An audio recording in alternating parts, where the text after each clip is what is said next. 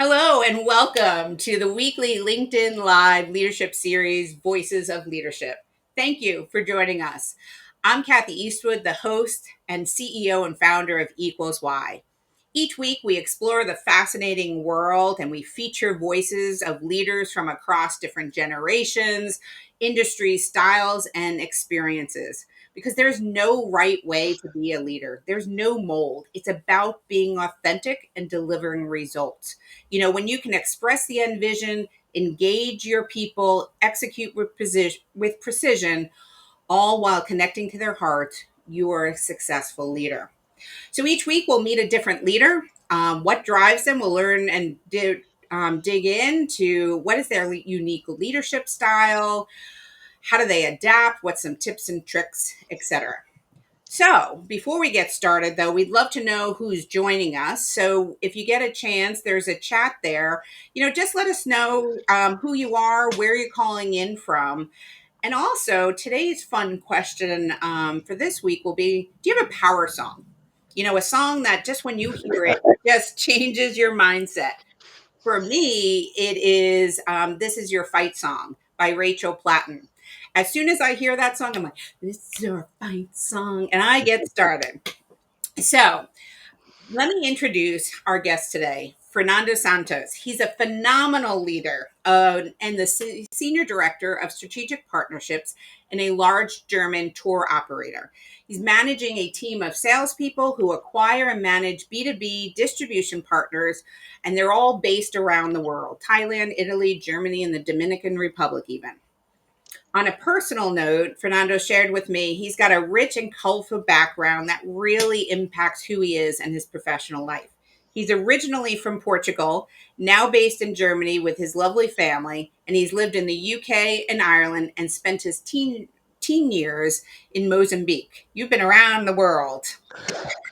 His professional path has woven through the travel industry with pivotal experience in retail, fashion, and banking. Although his formal education was initially in tourism, he's completed significant post-grad training in lots of areas like corporate strategy, negotiation, digital analytics, project management, and leadership. That's a lot. When he's not leading teams or crafting strategic partnerships, he shared with me he's a devoted dad, avid traveler, and a budding novelist currently editing a novel. All right, I got to stop there for a second. You're not just editing, you've written this novel already, correct? Yes, well, it started certain point. I had this kind of basic idea, and every single day I was just curious to see where the story would drive me. And effectively, 180 pages later, 54,000 words, it's finished. Now just kind of rewriting it a little bit, some elements of logic in the story that don't really sound kind of that well, or some adjustments because it's a journey. Writing it was a journey writing this book. So, can you tell us what it's about? What's the topic? Yeah, so it's a little bit based on my experience in Mozambique.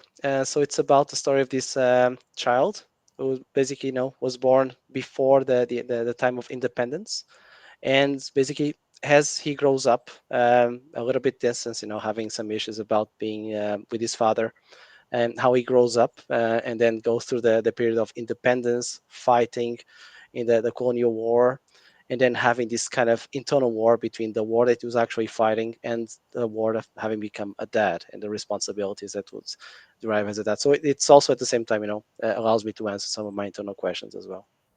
I love it.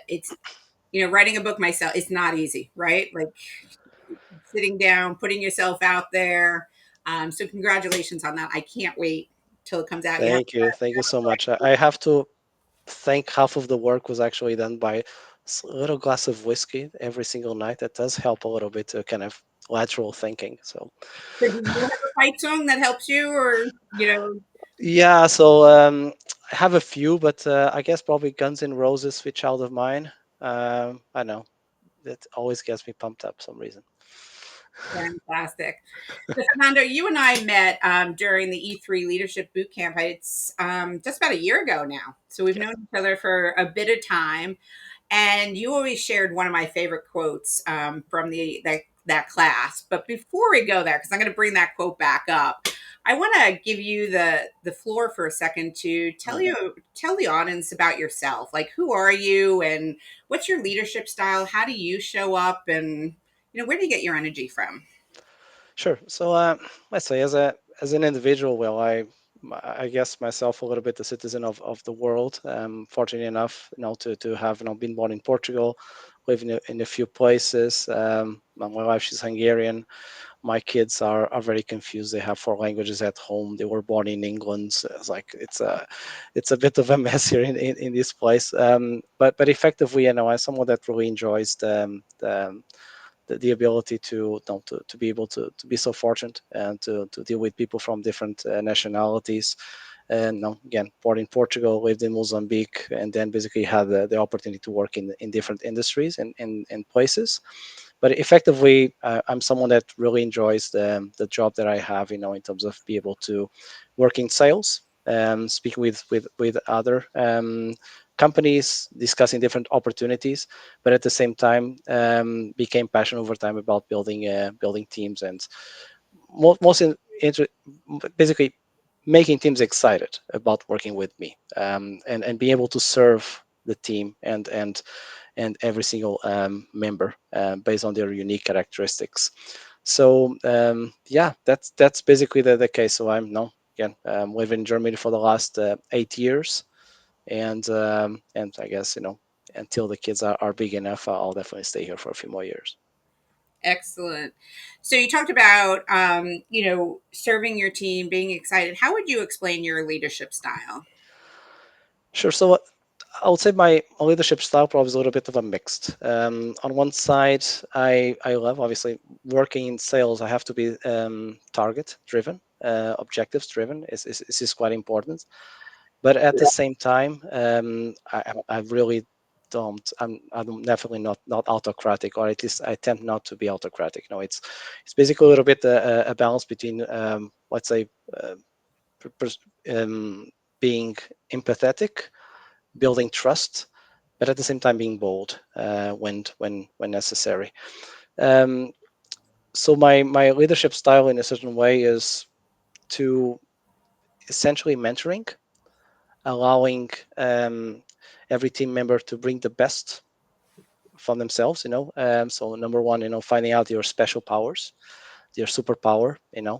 Enabling a growth mindset. One side, so I like the aspect of mentoring. I like the aspect of not exactly teaching someone how to do something, but helping them someone to find out, their unique and special place and superpower that they have in the team, and then enabling the ability for them to progress and develop more each whatever direction they want to go. At the same time, I'm someone that really is a strong believer of standing in the back line, allowing basically the team to take the different topics to move ahead, to empower. But obviously, being the front end, like not that I can cite Mr. Mandela, but no, he does have a little bit of a expression that I love, which is stand in the back line when there is something to celebrate, go to the front when there is danger. I try to remember these sentences all the time, to recall exactly what's my role, by being ahead of this amazing team that I'm lucky enough to manage. I love that. And it reminds me back in high school, and I was going through some leadership training. I was I was the drum major. I was the leader of the band. I don't know if it has the same connotation over in Europe as it does in America, but one year Wow. in camp, yeah. But it was interesting as I was learning at that time. I Uh-huh. realized that my style really was leading from behind. I loved it, right? Like of helping everyone. But other people look at that sometimes and they're like, well, no, leaders should be out front. They should be the first Mm. one taking, the lead and being willing to do it. But I think you explained it so well that you're behind the team and supporting them when things are going well, but you're the first one to run to the fire and be there and help them if needed. Exactly. Basically, the old image, I'd say, of the leader that's basically takes the spotlight and so on. If you want to take the spotlight, maybe you can find some kind of dodgy karaoke bar in some hidden neighborhood and go there and sing during the night. You have all the spotlight you want. But if it's actually managing your team, you definitely need to give the spotlight to the team members. Your idea or your function is really to provide the resources, provide the support, for that basically the team can then progress. Provide also obviously motivate the discussion in terms of giving the direction, and obviously when it's important, you need to definitely need to express what's the common purpose. No, what actually are we trying to achieve? Provide the proper contextualization about the environment, deliver results. Go after those points as a team, and definitely engagement is quite important. And to get that employee buy-in, you need definitely to connect emotionally with the team. You need to build trust. Trust is extremely important element. So if these elements are not really properly brought into the equation, it's quite difficult to build success in the long term, because you don't want just to deliver the results for 1 year. You want to build a team that will continue delivering over time. So trust is really the biggest investment you can make. Yeah, I agree. And it's interesting as you just went through like all the different elements. We've got the E3 leadership code that really summarizes all of that, right? It's about expressing Absolutely. that vision, engaging your people, executing with precision, right? But the big one is connecting to the hearts, and that's the Yes. emotional side of it. One of the things I had asked you, and I don't mean to put you on the spot, but you have a mantra to be great, be whole. Tell me Mm. a little bit about that mantra. Yeah, so that's actually is a part of a poem from Fernando Pessoa, a Portuguese poet, and it's about being yourself in everything you do. You have to be yourself in everything you do. You have at the same time to accept responsibility for everything you have done. It's the best way to be in life. It's not to run away from responsibility, at the same time to truly enjoy everything that it's and obviously it it can also in certain way connect with know thyself, because you definitely need to first understand who you are, and that is a really difficult thing to do, because often the idea that we have of ourselves varies so greatly from the idea that others have of ourselves. But until we go to that journey of knowing ourselves, doing that inner work, to that be able to properly express it into our leadership style, I think it does reflect. So it's a constant learning, because we also tend not to be static as people, as students. But I think it's quite important to also reflect about who we are. Yeah, I mentioned the quote earlier from the boot camp, but what you had shared with me, and this one lives with me every day because it helps me. Thank you. Go. Wow. But your quote was, "Finding your authentic leadership was like discovering a language you didn't know you were fluent in." What do you mean by that? Yes. So it's exactly the point of first you need to understand your unique characteristics.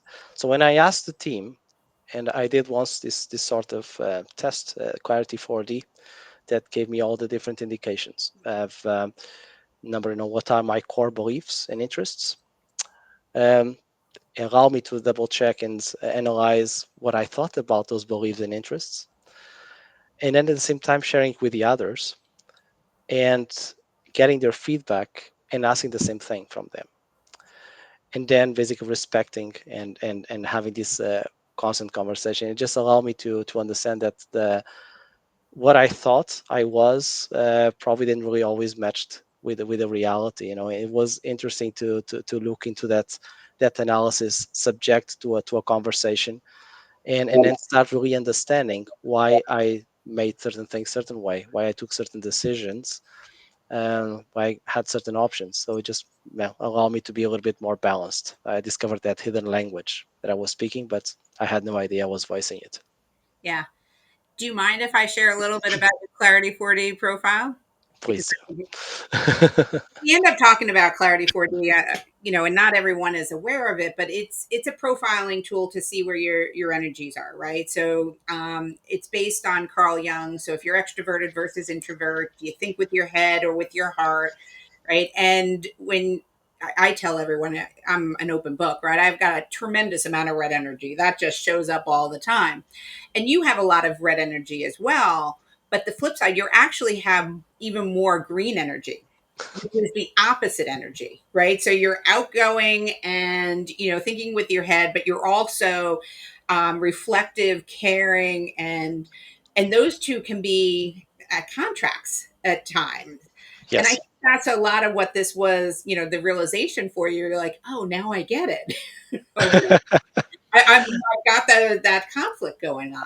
Absolutely, absolutely. Like, why am I after an exciting, thrilling meeting, meeting with partners, discussing business opportunities, doing presentations? Why I'm sometimes at 7, 8 p.m. I'm like, just leave me alone. I need my space now. It drained me a little bit. I enjoy it, but now I need my own space. I mean, on my time to reflect, read, write, all that. Yeah. Yeah, it's interesting. And I'm the opposite. So after one of those meetings, I've got to go out. I want to go have drinks and talk to more people. We all get our energies from different places. So Yeah, absolutely, absolutely. I It's think it knowing that, right? That's the fun part, is when you can recognize it, then you can, take care of yourself and yes, replenish. absolutely, absolutely. You need always time a little bit. The self reflection is quite important, and no, even coming back a little bit to the topic of leadership, um, you need always to be constantly thinking about, mostly in the current environment. Environment is highly determined by fast moving technology. We are currently in ages when change is a constant, and that ability to basically allows me helps me a lot to go to a meeting, to basically discussing what's happening in the company here and there, but at the same time then being able to think, and there is an interesting model, a recent one that came from a book called Leadership 5.0, from an author called Luca Nuvole, which basically talks about change, and change often goes into my mind when I'm thinking and reflecting. I have this red model, which is basically how in the face of changes, in the face of constantly moving change, how should we look, number one, to react to change, um, so identify the change, react. And this goes along in terms of adaptability. How do you build adaptability in a team? Hmm. Be able to understand what the matter is and adapt to it, identify also the opportunities. At the same time, engage with the team, and build into the team this sort of innovative spirits. Now, how can we address the topic, the matter? And then obviously the perfect moment is to drive change. Now you want to get to the point that you're no longer a victim of the change. You're not being just dragged by the river, but actually want to determine where the river guides you. And so driving the change is basically the last moment. I love this sort of model, because a lot of the moments of reflection goes against in this goes again in this direction of thinking, okay, what else can we do? Yeah.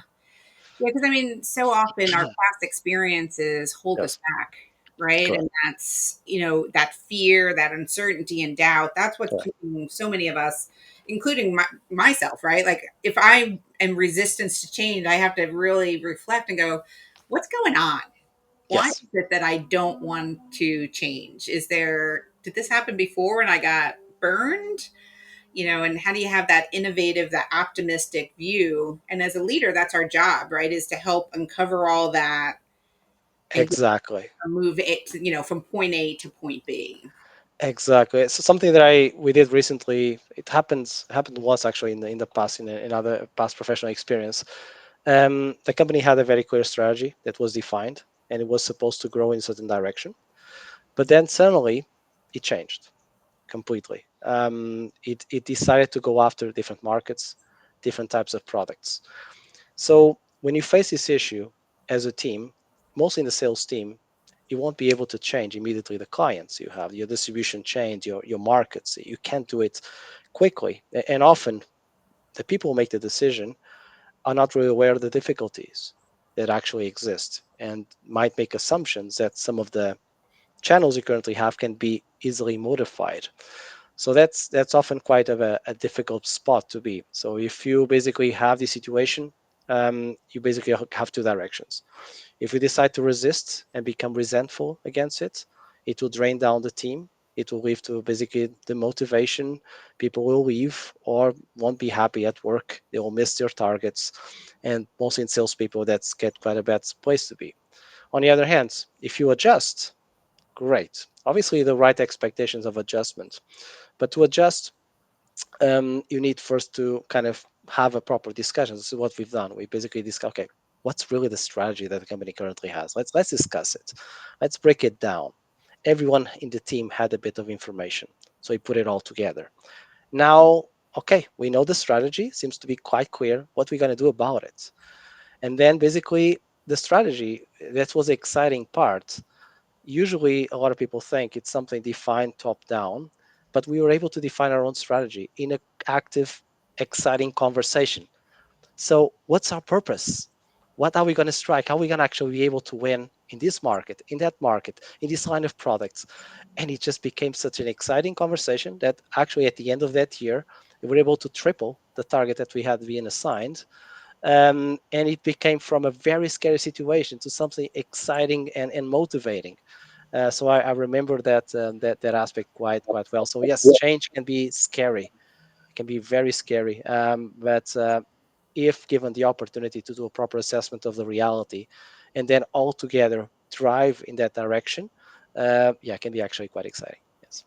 Yeah, that's true leadership right there, Fernando. I mean, it's just amazing how you were able to do that because the other thing I hear a lot of people say is, well, there is no strategy. So I'm just going to sit here until someone tells me what we should do. But the same strategy used there with the change also Yes. happens when it's void of something, right? Exactly.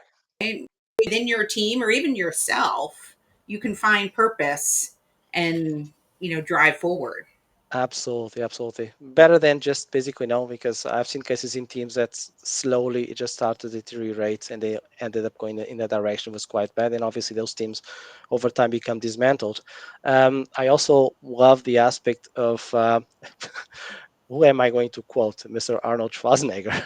I wrote recently a book that he basically had called what was the name? Forgot, but um, be useful. Exactly, be useful. Was basically an advice for was something that his father used to say. His father was a policeman in a small Austrian town, and all the time was reminding him, "Now you need in your life to be useful. It's the most important thing you should do." And when thinking, okay, how can I be useful in my company? Okay, I have my strategy. The strategy has been defined. The team, we all go in this direction, but how can we also be useful to other teams? And that's when we start basically expanding a little bit more our area influence. How can I be useful to that team, for that team that might be having difficulties as well? How can I help you? You look into this area, I do have contacts. Why don't we develop this together? So that's also another quite exciting part, is basically then to look and expand a little bit your area of intervention and try to be useful as much as possible within the organization. So this is also something that we as a team try to do quite a lot. I love it. Be useful. It sounds so simple, like if you just say it, but when you really Hmm. explain it behind there, how can I be useful? I have a phrase that says, the job of a team is to deliver results. Sometimes we forget of why we're in our roles. We're there Yes. to deliver results, right? The Yes. company has objectives Yes. and we've got to do something. And, Yep. being useful, how can I help on that mission? And again, sometimes you have to bring it down and you have to define it and create your own battle cry. But we all crave direction, right? We all crave that purpose. And I love that challenge, though, the other side of it, because what you're turning it around and saying it's not my job to do all the explanation and to set the Yes. course. It's our job. And how Exactly. we come together and be useful. I love it. And even Carrie's sharing with us in the chat, right? I love it when a team creates their own brand identity, strategy, and battle cry. I like that word battle cry because it does create that collaboration, right? And then you're Yes. even delivering more then. Absolutely. Absolutely. So I wanted to kind of challenge you a little bit, or share like what makes us who we are today as past experiences. So you shared that you're a citizen of the world, but some of the leaders you've had, based on your Hmm. experiences, tell me about a great boss or a bad one, or some experiences you've had. Don't put any names out there. We don't want anyone. No. Yeah. Uh, No, what, actually, to be honest, I have as much to think about the bad bosses as I had to think for the good bosses. More to think on the bad bosses than to the good bosses, to be entirely honest. Still recall all this journey in sales basically started one day. I was working in the company, and in this company, there was a perception of in order to be a good salesperson, you have basically to no well, sorry for my French. You have to BS your way around the things. You have basically to find quickly a solution. Not a lot of analysis, not a lot of preparation, but you just had to have some things. And I was told, you know what? Maybe you're not really a good salesperson. You should just be, just sit down, use the Excel spreadsheet, produce some reports. People who are good in sales, they are born that way. So obviously, that evening I just started applying to other places. I moved from Portugal to England and got a job that definitely, drove me in an amazing direction in a higher position. I went from a manager to director at the time. And and since then I've been enjoying greatly my career. In the meantime, moved beyond that. So again, stereotyping, placing basically not enabling the growth mindset mm, into the individuals. No, not empowering the team. Definitely, that's something that I do recall as the most motivating factor. That definitely or most impactful element in my career was actually amazing that it happened. Obviously, no, we all probably know cases of the screaming boss who doesn't take responsibility, or who basically likes to take the spotlight when there is something to celebrate, but he loves to shout in public when there is not something that apparently doesn't go in the right direction. So there's also a lot of it. But for the excellent on the great leaders, it probably is a mix. I think I had amazing leaders as well, amazing people that inspired me every single day to do more. And the ones often that inspire me even the most, are the ones that I do see a progress in their leadership style. So I'm lucky enough to have a leader that actually is in that direction and inspires me to do the best and to keep growing and improving myself as well. Also loved as a leadership characteristic, one of the leaders that I had that provides gratification before you even ask. Keeps you motivated all the time, provides the spotlight.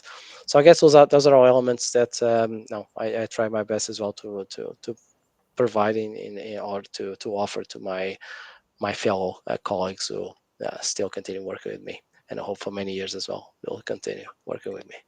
excellent. Well, I'm going to ask you one last question, and then we'll kind of start wrapping things up. The time is going so fast. Can you believe it's the bottom of the hour already? No. By the way. Yeah. It's just I knew we could talk all day. I just love bantering back and forth with you. What advice would you have for new leaders today? Trying to navigate the world. I guess the first aspect is really quite important is spend time building trust in the team. Spend time, it's an investment. It takes a lot of time. I had an amazing episode that, for example, once a team member asked me in a meeting when I was asking for certain reports, why do you want a report? You don't trust us? And I love the fact that I was asked that question. Obviously, I explained why, but the fact that we had that level of conversation, that was a space for honesty and openness, that someone can ask that, openly, and say, no, of course not. I just need this. But no, thank you so much for asking that way, and build up the honesty in the sense and the trust, from going from one stage that you basically you just be basically fluent technically on a certain matter. You move from the trust aspect in terms of building that sort of safe space within the team, and then finally that's the top, the nirvana is really when they start helping each other. within the team. They're having conversations, they discuss projects, and they trust each other within the team. I think that build time, building trust as much as you can before you just and don't push for targets and don't push in that direction until you have built that sort of environment in the team. I think it's the major, the number one recommendation I would have. Excellent. I love it. I've been writing down as we've been going through. You've had so many different nuggets that have been absolutely fantastic. You know, that Thank you you. serve your team, right? Getting them excited, challenging them to be useful. How can you and the team be useful? What was, oh, the battle, you know, establishing a purpose and for the team to help and be resilient in the face of change, just a ton of them. So this was Thank absolutely fantastic, Fernando. I really appreciate your time. I know we're now cutting into happy hour time because you're over in Germany. I, So I promise it's water. I wish I could be joining you with happy hour now as well, but in New York, we've got a few more hours to go.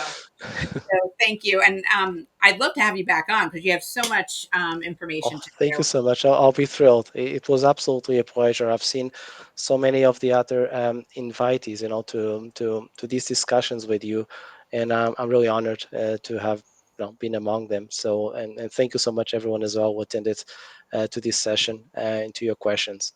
Really privileged to have been here with you. Great. Thank you so much. So, for everyone that did join us, if you've enjoyed this, Fernando actually mentioned the boot camp, and we're kicking off a new one in October. So, anybody that's here, if you sign up for our newsletter, we're going to put a link in. We'll give you 10% to the next boot camp, and hopefully, we'll see you there. But you can grow just like Fernando has done and found his authentic leadership style throughout all that. So, Fernando, we'll close here. Can't wait to hear about the book. You have to let us know when it's out, and we'll share it with the community. I'm sure we're I'll all do. anxious to read it. Thank you so much. Thanks. Take All care. the best. Bye bye.